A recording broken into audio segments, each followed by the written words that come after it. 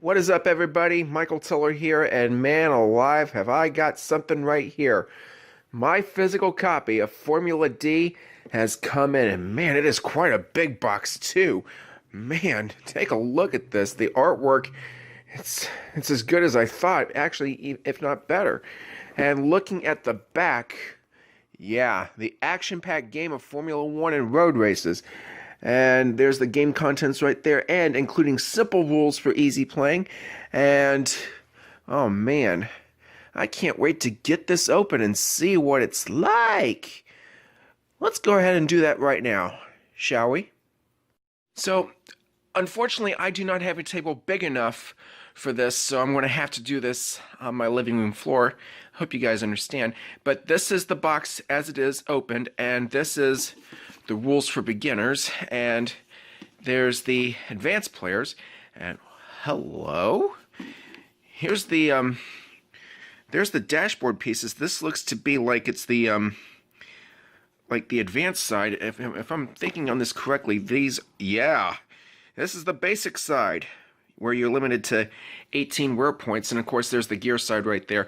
And looking at it, there again is the advanced side. So with the gears, and there's everything else. And of course you've seen this before on my recent Formula D videos on the freeware computer game that everybody and I are playing right now. And so I can see the tires, I can see the engine, the suspension, and everything else. And over here, oh, this is so cool. Oh man, there's characters that actually, whoa, and these red things right here. Oh, I think I know what these are. Yeah, these look to be the danger spots, where if you roll a bad number on something, then you lose wear points. And when you lose wear points, you get an oil slick on the road, which is a danger spot. So, and also, oh yeah, and there's the artwork for the actual racers. And hello, what's this here?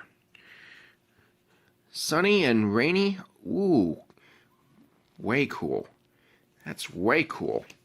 So, Formula D. Oh, this must be the board.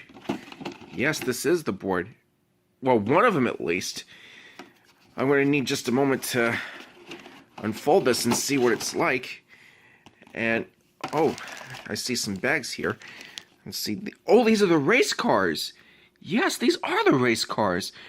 There's road cars, and I can see Formula One cars in there too. So, and this right here. Ah, the gear dice. The gear dice, yes. Oh man, can't wait to see that. And these here, I don't know if you can tell these or not, but I'm looking at these myself, and yes, these are for marking your wear points, and of course your gear when you're playing the game itself. So, not too bad. And I think, yeah, that's pretty much it right there. But oh, I see little grooves in here to save room for your dice and so on and so forth. So, not too bad. So, oh, wait a second. Oh, your little holders for the for Formula D there, the gears and so on. Yeah, this is way cool. All right, let's unfold the board, shall we? This is big. This is really, really big. I'm in love with this game already. This is the Monaco side right here, and my goodness, it's two boards. I mean, I guess it makes sense because it's quite a game to say the least. See, there's the starting line right there, of course, along with the pit roads right there. But then, as you go around the track, there's Saint-Devat straight up into, what is that right there? That is Casino. So there's Beau Rivage and Massenet all the way into Casino, and right there is another part of the Casino turn, and then Mirabeau, then into that three-stopper, the Lowe's hairpin, and then through the tunnel and around the Nouvelle chicane to back the swimming pool chicane, and then here comes Rascasse right there, and then Anthony Nogues, and then the Banana Straight, as they call it. But man alive, this is really something. Now, I told you I don't have a table that is big enough for these, but man, I am just blown away. And the artwork, I mean, look at the city right there. This is just absolutely amazing, to say the least. And I am thoroughly impressed. And the boats right there, I mean, Monaco is, after all, a harbor city, so This is just absolutely amazing. But it's not just Monaco, there's also another side to it. And this is the side that I'm referring to, Race City. And let's see here. There is the starting straight right there. And then there's the chemical plant and, oh, some danger spots right there. And then sewer run, memorial, and then all the way through here, yellow zone right there. I bet, if I heard about this correctly, that's where residents can take some shots at you. So you gotta be careful around there. And then right here is the exurb, if I'm pronouncing that correctly. And then police headquarters. Ooh, that's really something. And then underneath a tunnel. And right here is lower downtown, higher downtown, and then suburb and edge city, and then back to the starting straight. And also there's the pit road right there. And who knows, maybe there might be a video on this as well, because we see a lot of gameplay on the Monaco track, but this one in particular, I'm definitely going to need to get used to it. So let's go back to the Monaco map and explain the rules of Formula D. Oh, hey, girly girl. Oh, the attack of the killer cat, ladies and gentlemen. Yeah, that's you, widget. Okay, so to start off your game, you would select which car you'd like and set up the dashboard according to the rules of the particular kind of game that you're playing. Now, first we're going to start talking about the basic rules, then we're going to get into the advanced as time goes by. But to set it up, you just basically put your dashboard in accordingly, then you put your gear stick right there in the first gear slot, and then you put something right there, you put that little peg, and the 18 right there, that signifies your work points. Now, of course, I have two here, just an example. So I have selected two different cars, and so basically, here's what happens. To start off, you roll this black D20 dice, and yes, somebody's popping a soda in the background. Please ignore that. But either case, you roll this first. Let's go to, you roll first like that. This number here, that would be a 14, which is a pretty good roll. And then the other player rolls as well. And let's see, that is, oh, what happens right there? That looks like a 6. Yes, it is a 6. Okay, I see a difference right there. There's a little dot right there, and that would be the 9. That would help signify that. So, okay, so this guy rolled a 14. They rolled a 9. So here's what happens. You go right there. That's pole position.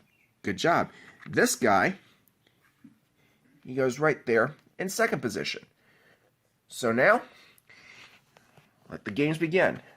But now you need to see, or as Proctor would say, lights out and away we go. You roll the D20 dice again on your first turn. And let's see here. This is a 3. And actually, believe it or not, that's actually a stall. So he doesn't move at all. So if you roll between 1 and 4 in this game, you stall and you can't move at all. Whereas opposed to the PC game that I play, only if you roll a 1 would you stall. So for the second racer, he rolled a 10. So that said, he gets to roll the first gear dice, which is this triangular dice. Roll it, and that's a 1. Whatever number is on top, that is the number of spaces they go. So he moves a 1. Now, because he's stalled, he is simply restricted to first gear. So have to roll the triangular dice again. And, ooh, not bad anyway, because that's a 2. So he's off the line right there. It's hard doing this when you have the camera in one hand and this hand free in the other. So now it's his turn, and so he wants to go to second gear. All right, so that means he gets to roll this dice right here, which, as you can see, has a 4, a 3, and somewhere on here, a 2. Yes, there you go. And so that's a square-sided dice. You roll it, and that's a 3. And so he moves 3 spaces. So, and turn order is actually determined by whoever is in the lead right there. Now, actually, one thing I just remembered, if somebody is closer to the inside of the turn, it would have been his turn to go on the last turn, which means he would have been left, but been second. But you want to know something? This is just a demonstration. It's not going to count for anything. But you see right here at Sandovat, you have to stop one time, and you can see arrows right there. Now, right here, and there's a green number and a red number. That's the most number of spaces that can be driven in this turn, whereas the 3, in this case, whatever is red, it just happens to be the shortest way through the turn. The number on that flag right there, you have to stop the number of times in that corner. So, for example, if he stops in there once, then that's perfectly okay. But if you overshoot it, then you lose wear points depending on how many spaces you overshot, or if you have to break or whatever. And if you lose all of your wear points, then your car explodes, you're out of the game. So that's pretty much how it all boils down. Now, I will say, for example, right here at Lowe's hairpin, the Lowe's hairpin, which, as I've said before, is one of the trickiest in Formula 1, you can see right there you have to stop in here 3 times. The slowest way through that turn is 18. The shortest number is 8. And here's the problem. If you don't stop at all in that corner, then you're going to slide and you're out of the game. If you don't stop 2 times, then you're most likely going to slide as well. So you have to stop in there 3 times. So you got to be really, really careful. Now, the gear dice, you've already seen it. Where's the first gear? And it's so hard to see with this kind of camera sometimes. But this is the first gear dice right here. You can only roll 1 or 2, which is pretty interesting. Now, the second gear is 2 through 4. Here's the third gear dice right here. This you can roll 4 through 8. And here's the fourth gear dice, 7 through 12. And remember, you have to roll the exact number that you roll. This is the fifth gear dice. And you can roll anywhere between 11 and 20, which is very cool. And then here is the coveted sixth gear dice, which you can roll 21 or 30. How cool is that? Now, of course, here's one thing. If you're in fifth gear and you happen to roll a 20, then what happens is you have to roll the D20 dice to see if and to check your engine and test it for wear. And anybody else is in fifth gear or sixth gear, they have to do the same thing as well. Now, when you're playing the advanced rules of the game, let me go ahead and take this out so that way you all can see right here, if I can. I thought it was coming out. Give me just 1 second. Oh, it's stuck. It's stuck. Give me just 1 second, please. Alright, so here's the advanced dashboard right here. And everything is turned around. There's the tires, there's the brakes, and there's the engine, and there's everything else that you've likely seen in the Formula D games that I've been playing on the computer with my friends, especially this tournament that I'm in progress with. And so basically, this is really interesting. Depending on the racer that you choose, like this particular one right here, he's allowed 6 tires and 3 of everything else, and 2, I believe that's 2 suspension points. So you would set your dashboard up according to however many that he has. So that's pretty much the basic rule of it on the advanced thing. And of course, the gear stick is rather interesting. But there's also something really interesting about this too, if I can just get it out. I don't know if you can see this all too well. I apologize if you can't. But at the bottom of the gear shift, there's a little tab right here to make sure that the gears don't fall out of the dashboard if there's ever a time when somebody has to slap the table for whatever reason. And please don't do that. I advise you don't do that. I remember when I was watching Ticket to Ride on tabletop games, and Will Wheaton's wife, Ann, she slapped the table so hard that the pieces went flying everywhere and just almost lost the game entirely. So, I'm sorry. But in any case, that's pretty much the moral of the story right there. But here's the problem of it. Let's say, for example, that you overshoot Sander Vaught, and for some reason you're in third gear. You roll the dice and you roll a 6. You overshoot it, and all of a sudden, you have to decide whether you want to take a tire or a brake. And that said, he decides to take a brake. But here is another thing. If you lose here's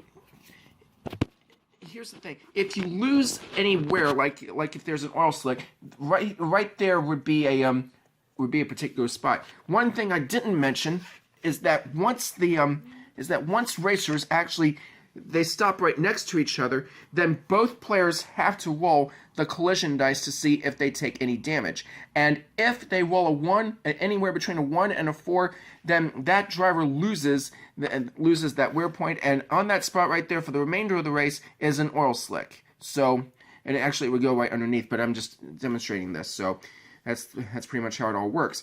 But here's another thing. If drivers are in at least 4th gear and the current driver who's taking their turn comes up behind the driver who is in 4th gear, as long as they're in 4th gear too, they can slipstream another 3 spaces. So that's pretty much how it works. But also one thing, you can't zigzag across the track like that. That is deemed unfair and not right. Unless, of course, you're in the turns. Remember, there are arrows right here in the turns, so you can follow the arrows, and it doesn't count as zigzagging. It only counts as zigzagging in these particular roads. So that's pretty much how it all works.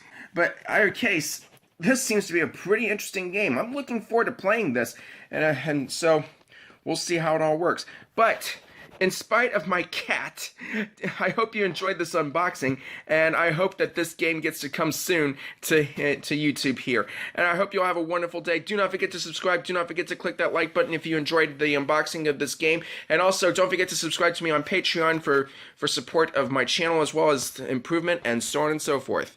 See y'all next time.